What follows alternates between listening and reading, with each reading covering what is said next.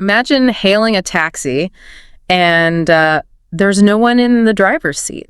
Right. Science fiction. Oh, not anymore. I mean, these aren't just cars with fancy cruise control. No, not at all. They're sophisticated platforms, using LiDAR, radar, advanced AI, navigating complex city streets all by themselves. And for many people, it's actually already a daily reality. In certain parts of the world, anyway. It really is remarkable how fast it's moving in specific places. So today, we're doing a deep dive into global robotaxi services, a geographic overview. Okay. Our mission, basically, is to pull out the key nuggets from the source material we've looked at, give you that quick shortcut to knowing where these things are actually running right now. And the sources paint a very clear picture. Yeah, what's fascinating and maybe a bit surprising is who our sources show is really dominating this landscape. It might challenge some common assumptions. It might. It's quite striking, actually. What felt futuristic just a short while ago is now a tangible service, but very concentrated geographically. Okay, so let's jump right in then. Yeah. The core finding, like you said, it's crystal clear from the sources. The US and China, they absolutely dominate the global robotaxi landscape, full stop. Definitely the two heavyweights. But what really stands out, and what the sources emphasize, is that China emerges as the, quote, clear leader here. Yes, that's a key point in the material. And for those of you, tracking the industry, the how and the why behind that, well, that's particularly interesting. Precisely. And if you look at the sheer breadth, the depth of the operations within China, it's quite remarkable. How so? What are the sources pointing to? Well, they suggest factors like supportive regulatory environments, maybe, and just the immense population density in their big cities. Yeah. That seems to have allowed for really rapid scaling. Ah, okay. So getting it out there faster. Right. Letting multiple companies deploy across a surprising number of urban centers, it's a different kind of approach than we see elsewhere, really. Wow. Okay, let's talk about that scale because the list of companies in our sources is, well, it's pretty long. It is. We've got Apollo, AutoX, Deeproot.ai, Pony.ai, SAIC, QCraft, WeRide, and DiDi. That's quite a few. Significant number, yes. Operating commercially or in advanced trials. And the reach is astonishing. Apollo, for instance, the sources list them operating in, over a dozen major cities? That's right. Beijing, Shanghai, Guangzhou, Shenzhen, Chongqing, Changsha. Wuhan, Hefei, Yanquan, Wuzhen, Chengdu. I mean, the list just goes on. That's an incredible scale of deployment. It really showcases that breadth we mentioned. Yeah. And it doesn't stop there. No. AutoX, they're strong in Shanghai, Shenzhen, Hangzhou, Guangzhou. Deeproot.ai is active in Shenzhen, Wuhan, Hangzhou. Okay. Pony.ai covers Guangzhou, Shanghai, Beijing, Shenzhen. You see the overlap in key cities, but also the spread. Yeah, you definitely do. And SAIC. Shanghai, Suzhou, Shenzhen. Yeah. QCraft has a presence in Suzhou. Mm-hmm. It really paints a picture of expensive urban deployment.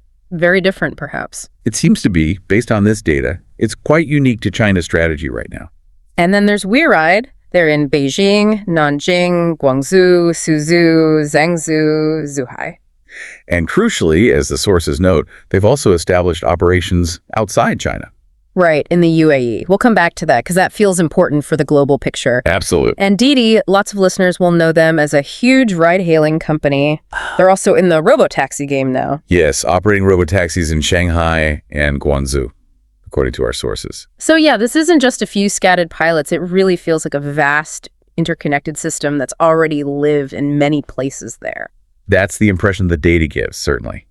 Now, if we shift focus to the U.S., okay, still undeniably a dominant force right alongside China, but the scale, or maybe the style of operations, it presents a fascinating contrast. How so? The sources sort of hint at maybe a more cautious or perhaps geographically staged approach to expansion in the U.S. Slower, deeper rollouts in specific areas. Absolutely. And in the U.S., our sources really spotlight two main players currently operating public services. First, there's Waymo. The longtime player, yes. You can find their services in Phoenix. That was the first big one, right? Yeah, the pioneer there. And now San Francisco, Los Angeles, Austin, Texas, and even Atlanta. So significant coverage in major U.S. cities. Definitely. And then there's Tesla. Our sources list their robotaxi operations specifically in Austin, Texas. Right. Concentrated there for now, it seems. So while these are, really significant deployments in key American cities and often focused intensely on safety and operational depth within those zones. Which is critical, of course. Absolutely critical. But when you compare the number of companies and the sheer breadth of city coverage we just listed for China, well, the facts themselves paint a compelling picture. It suggests maybe different national strategies or paces of proliferation. It does raise interesting questions about the different paths to deployment, and it also leads to the next point. While the US and China are clearly the frontrunners, the sources also point to these crucial early footholds elsewhere. Signs of expanding global reach beyond just those two giants. Okay, so it's not just a two-horse race shaping up. Not entirely. It suggests perhaps where the next wave of adoption might start to emerge. That's right. I noted that too. The fact we see services popping up in places like Seoul and Abu Dhabi, that really shows this is going global, doesn't it? It signals that, yes. And these aren't just random trials, it seems. Specifically, the sources mentioned SWA Mobility. They're operating in Seoul, South Korea. A notable development in East Asia outside China. And then, as we mentioned earlier, WeRide, the Chinese company, has also expanded into the United Arab Emirates. Specifically Abu Dhabi. Right. That dual presence is significant. China and the UAE. So it suggests that while, yes, the two big tech giants, the US and China, are leading the charge, other regions are actively getting involved. They're adopting and integrating this technology too. And that could be driven by various factors, maybe strong government pushes for smart city initiatives or specific transport needs in those areas. Yeah, unique regional factors playing a role. Exactly. So if we try to synthesize all this, pull it together. Okay, the big picture. The geographic landscape for robotaxis today is, overwhelmingly centered on the US and China. That's undeniable. Right. And within that, China shows this particularly extensive and diverse operational footprint.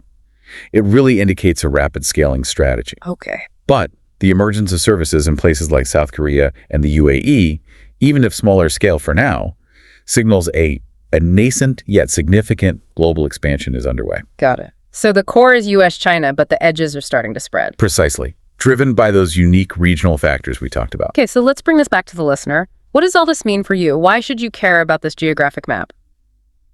Well, I think knowing this distribution is pretty crucial, actually. Well, it helps you understand the real-world pace of this technology's adoption. It's not everywhere yet, but it's very real in some places. It also shows the competitive landscape, who's pushing ahead where. And maybe gives clues about future urban development, what cities might look like down the road. Absolutely. It's not a distant dream anymore. It has happening now in these specific places.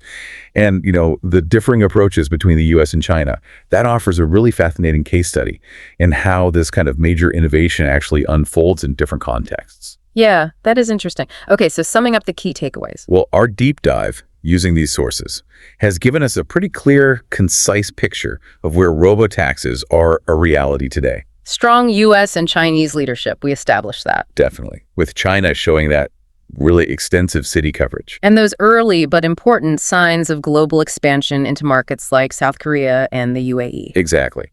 Those are the core insights from the geographic data presented. Okay, so let's leave our listeners with something to think about based on everything we've just discussed.